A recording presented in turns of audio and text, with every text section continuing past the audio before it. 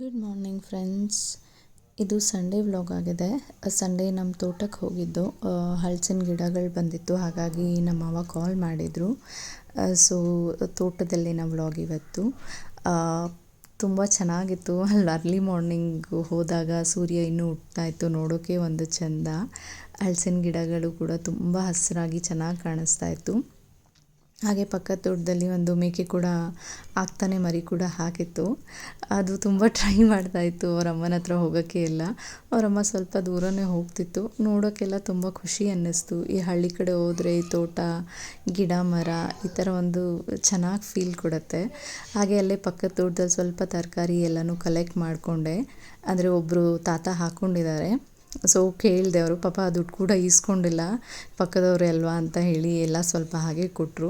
ಅದನ್ನೆಲ್ಲ ತೊಗೊಂಡು ಇನ್ನು ರಾತ್ರಿ ಊಟಕ್ಕೆ ಎಲ್ಲರೂ ಇದ್ವಲ್ಲ, ಹಾಗಾಗಿ ಒಲೆಯಲ್ಲೇ ಬಿರಿಯಾನಿ ಮಾಡೋಣ ಅಂತ ಹೇಳಿ ಪ್ಲ್ಯಾನ್ ಮಾಡಿಕೊಂಡು ಈ ಬೇಕಾಗಿರೋ ಸ್ಪೈಸಸ್ಸು, ಟೊಮ್ಯಾಟೊ, ಈರುಳ್ಳಿ, ಕೊತ್ತಂಬರಿ, ಪುದೀನ ಎಲ್ಲ ಕೂಡ ರೆಡಿ ಮಾಡಿ ಇಟ್ಕೊಂಡಿದ್ದು. ಯಾಕಂದರೆ ಒಲೆ ಹಚ್ಚಿದ ಮೇಲೆ ಮತ್ತೆ ಅದನ್ನು ಆಫ್ ಮಾಡೋಕ್ಕೆ, ಫ್ಲೇಮ್ ಕಡಿಮೆ ಮಾಡೋಕ್ಕೆಲ್ಲ ಆಗಲ್ವಲ್ಲ, ಹಾಗಾಗಿ. ಸೊ ಪಾತ್ರೆ ಕೂಡ ದೊಡ್ಡದಿರಲಿಲ್ಲ, ಹಾಗಾಗಿ ಸ್ವಲ್ಪ ಈ ಕಡೆ ಒಂದು ಪಾತ್ರೆಯಲ್ಲಿ ರೈಸ್ ಮಾಡಿಕೊಂಡು ಇನ್ನೊಂದು ಪಾತ್ರೆಯಲ್ಲಿ ಗ್ರೇವಿ ಮಾಡಿಕೊಂಡು ಎರಡನ್ನೂ ಲಾಸ್ಟಲ್ಲಿ ಮಿಕ್ಸ್ ಮಾಡ್ಕೊಳ್ಳೋಣ ಅಂತ ಹೇಳಿ, ಇನ್ನು ಒಂದು ಕುಕ್ಕರ್ ಇತ್ತು ದೊಡ್ಡದು ಸ್ವಲ್ಪ, ಅದರಲ್ಲಿ ಗ್ರೇವಿ ಮಾಡ್ಕೊಳ್ಳೋಣ ಅಂತ ಹೇಳಿ ಆ ಕುಕ್ಕರ್ ಇಟ್ಕೊಂಡಿದ್ದೆ. ಆ ಕುಕ್ಕರ್ ಬಿಸಿ ಆದಮೇಲೆ ಅದಕ್ಕೆ ಸ್ವಲ್ಪ ಎಣ್ಣೆ ಹಾಕಿ, ಎಣ್ಣೆ ಕೂಡ ಕಾಯೋಕ್ಕೆ ಬಿಟ್ಟು ಸ್ವಲ್ಪ ಕಾದ್ಮೇಲೆ ಅದಕ್ಕೆ ಬಿರಿಯಾನಿಗೆ ಬೇಕಾಗಿರೋಂಥ ಎಲ್ಲ ಸ್ಪೈಸಸ್ಸು ಆ್ಯಡ್ ಮಾಡಿಕೊಂಡೆ. ನೀಟಾಗಿ ಅದು ಫ್ಲೇವರ್ ಎಲ್ಲ ಬಿಟ್ಕೊಂಡ್ಮೇಲೆ ಹಸಿಮೆಣ್ಸಿನ್ಕಾಯಿ ಹಾಕ್ಕೊಂಡು ಸ್ವಲ್ಪ ನೀಟಾಗಿ ಫ್ರೈ ಮಾಡಿಕೊಂಡೆ. ಈ ಕಡೆ ರೈಸಿಗೂ ಸ್ವಲ್ಪ ಸ್ಪೈಸಸ್ಸು ಹಾಗೆ ಒಂದು 2-3 ಹಸಿಮೆಣ್ಸಿನ್ಕಾಯಿ ಹಾಕ್ಕೊಂಡಿದ್ದೆ. ರೈಸ್ ಕೂಡ ಆಗ್ತಾಯಿತ್ತು ಈ ಕಡೆ. ಸೊ ಇಲ್ಲಿ ಮತ್ತು ಈರುಳ್ಳಿ, ಟೊಮ್ಯಾಟೊ ಎಲ್ಲನೂ ನೀಟಾಗಿ ಹಾಕಿ ಎರಡನ್ನೂ ಮಿಕ್ಸ್ ಮಾಡಿಕೊಂಡು ಸ್ವಲ್ಪ ಎಣ್ಣೆಲೇ ಬೇಯಿಸ್ಕೊತಾ ಇದ್ದೀನಿ. ಉರಿ ತುಂಬ ಚೆನ್ನಾಗಿ ಒಲೆಯಲ್ಲಿ ಎಷ್ಟು ಬೇಗ ಆಗಿಬಿಡತ್ತೆ ಅಂತ ಹೇಳಿದ್ರೆ, ನಾವು ಗ್ಯಾಸಲ್ಲಿ ಒಂದು 1 ಅವರ್ ಮಾಡ್ತೀವಿ ಅಂದರೆ ಒಲೆಯಲ್ಲಿ ಏನಿಲ್ಲ ಅಂದ್ರೂ ಹಾರ್ಡ್ಲಿ ಒಂದು 30 to 40 ಮಿನಿಟ್ಸ್ ಆಗುತ್ತೆ ಅಷ್ಟೇ.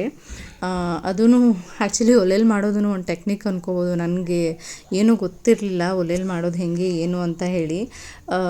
ಸೌದೆ ಇಟ್ಟರೆ ಜಾಸ್ತಿನೇ ಉರಿತಾಯಿತ್ತು, ಸೀದೋಗಿಬಿಡೋ ಥರ ಆಗ್ತಾಯಿತ್ತು, ಕೆಳಗಡೆ ಎಲ್ಲ ತಳ ಹಿಡಿತಾಯಿತ್ತು. ಮತ್ತು ಅದು ಕಡಿಮೆ ಮಾಡೋಕ್ಕೂ ಅಷ್ಟು ಗೊತ್ತಾಗ್ತಾ ಇರಲಿಲ್ಲ. ಬಟ್ ಹೇಗೋ ಬ್ಯಾಲೆನ್ಸ್ ಮಾಡ್ಕೊಂಡು ಮ್ಯಾನೇಜ್ ಮಾಡ್ಕೊಂಡು ಮಾಡ್ದೋ.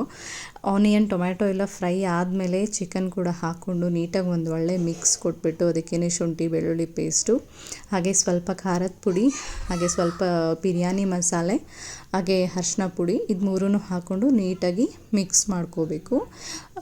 ಈ ಕಡೆ ಚಿಕನ್ ಕೂಡ ಆಗ್ತಿತ್ತು. ರೈಸ್ ಸ್ವಲ್ಪ ಬೇಗನೆ ಆಯಿತು. ಅಂದರೆ ಫುಲ್ಲು ರೈಸ್ ಕಂಪ್ಲೀಟಾಗಿ ಅದರಲ್ಲಿ ಮಾಡ್ಕೊಂಡಿರಲಿಲ್ಲ. ಆಲ್ಮೋಸ್ಟ್ ಒಂದು 80% ಅಷ್ಟೇ ಮಾಡ್ಕೊಂಡಿದ್ದು. ಯಾಕೆ ಅಂದರೆ ಮಿಕ್ಸ್ ಮಾಡಿಕೊಂಡ್ರೆ ಮತ್ತೆ ಅದು ಗ್ರೇವಿ ಮತ್ತು ರೈಸು ಅಥವಾ ಸಾಂಬಾರು ರೈಸು ಆ ಥರ ಆಗುತ್ತೆ, ಬಿರಿಯಾನಿ ಅನಿಸಲ್ಲ ಅಂತ ಹೇಳಿಬಿಟ್ಟು ಇದಕ್ಕೆ ಮಿಕ್ಸ್ ಮಾಡ್ಕೊಂಡು ಲಾಸ್ಟಲ್ಲಿ ದಮ್ ಕಟ್ಟಿದ್ದು. ಹಾಗಾಗಿ ಅದರಲ್ಲಿ ಸ್ವಲ್ಪ ಇದರಲ್ಲಿ ಸ್ವಲ್ಪ ಈ ಥರ ಡಿವೈಡ್ ಮಾಡ್ಕೊಂಡಿದ್ದು. ಇನ್ನು ಮಸಾಲೆ ಎಲ್ಲ ಹಾಕಿದ ಮೇಲೆ ಉಪ್ಪು ಕೂಡ ಹಾಕ್ಕೊಂಡು ನೀಟಾಗಿ ಮಿಕ್ಸ್ ಮಾಡಿಬಿಟ್ಟು ಅದನ್ನು ಚಿಕನ್ನೆಲ್ಲ ನೀಟಾಗಿ ಬೇಯೋಣ ಅಂತ ಹೇಳಿ ಒಲೆಯಲ್ಲಿ ಹಾಗೆ ಬಿಟ್ಬಿಟ್ಟಿದ್ದೆ. ಒಲೆನೂ ಕೂಡ ಒಂದೊಂದು ಸಲ ಗಾಳಿ ಜಾಸ್ತಿ ಬಂದಾಗ ಆಫ್ ಆಗ್ತಾಯಿತ್ತು, ಕಂಪ್ಲೀಟ್ ಅದು ಓಪನ್ ಪ್ಲೇಸು, ಹಾಗಾಗಿ ಒಲೆ ಆರೋಗ್ತಾಯಿತ್ತು. ಒಲೆ ಆರೋದಾಗ ಫುಲ್ಲು ಹೊಗೆ ಆಗಿಬಿಡ್ತಿತ್ತು, ಕಣ್ಣಲ್ಲೆಲ್ಲ ಫುಲ್ ನೀರು ಬರ್ತಿತ್ತು. ಹೇಗೋ ಕಷ್ಟಪಟ್ಕೊಂಡು ಮಾಡ್ದೋ. ಈಗ ರೈಸ್ ಕೂಡ ಒಂದು 80% ಆಗಿದೆ. ಸ್ವಲ್ಪ ಇದಕ್ಕೆ ಮೊಸರು ಹಾಕ್ಕೊಂಡು, ಹಾಗೆ 80% ಬೆಂದಿರೋ ರೈಸ್ ಕೂಡ ಹಾಕ್ಕೊಂಡು, ಸ್ವಲ್ಪ ತುಪ್ಪ ಹಾಕ್ಕೊಂಡು 1-2 ಸ್ಪೂನ್ ಆಗುವಷ್ಟು, ಆಮೇಲೆ ಕೊತ್ತಂಬರಿ, ಪುದೀನ ಎಲ್ಲ ಸೇರಿಸ್ಕೊಂಡು ನೀಟಾಗಿ ಒಂದು ಒಳ್ಳೆ ಮಿಕ್ಸ್ ಕೊಟ್ಬಿಟ್ಟು, ಅಂದರೆ ಆ ಪಾತ್ರೆಯಲ್ಲಿ ಅರ್ಧ, ಈ ಪಾತ್ರೆಯಲ್ಲಿ ಅರ್ಧ ಮಿಕ್ಸ್ ಮಾಡ್ಕೊಂಡು ಗ್ರೇವಿ ಮತ್ತು ರೈಸ್ನ ಎರಡಕ್ಕೂ ಪುದೀನ, ಕೊತ್ತಂಬರಿ, ಸ್ವಲ್ಪ ತುಪ್ಪ ಎಲ್ಲನೂ ಹಾಕಿ ನೀಟಲ್ಲಿ ಮಿಕ್ಸ್ ಮಾಡಿ ದಮ್ ಕಟ್ಟಿದ್ದು. ಅಂದರೆ ಒಲೆಯೆಲ್ಲ ಆರಿಸ್ಬಿಟ್ಟು ಆ ಕೆಂಡದಲ್ಲಿ ನೀಟಾಗಿ ಬೇಯಲಿ ಅಂತ ಹೇಳಿ. ಬಿರಿಯಾನಿ ಕೂಡ ಆಯಿತು. ಎಲ್ರೂ ಫುಲ್ ಮೂನ್ ಇತ್ತು ಅಲ್ಲ, ಆಚೆಗೆ ಕೂತ್ಕೊಂಡು ಊಟ ಎಲ್ಲ ಮಾಡ್ದು. ತುಂಬ ಚೆನ್ನಾಗಿ ಅನ್ನಿಸ್ತು. Thanks for watching.